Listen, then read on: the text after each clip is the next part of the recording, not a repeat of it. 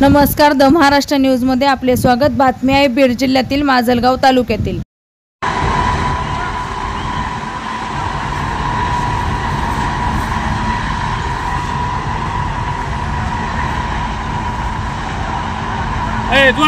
जोडा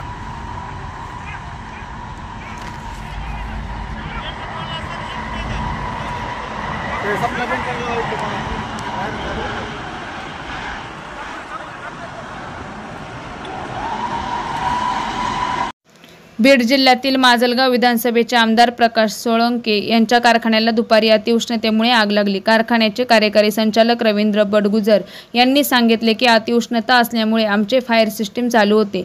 आम्ही आगीवर नियंत्रण आणण्याचा खूप प्रयत्न केला, परंतु आगीने रौद्ररूप धारण केल्यामुळे आम्ही व आमच्या टीमने वडवली, धारूर व माजलगाव या तिन्ही कार्यालयातील फायर ब्रिगेडच्या गाड्या तात्काळ बोलावल्यामुळे 1 तासात आग आटोक्यात आणली। पण यामध्ये आमच्या मोटारी, रबर बेल्ट, कन्व्हर्ट सिस्टीम आदी जळून खाक झाली। Bureau report, the Maharashtra news, Pune.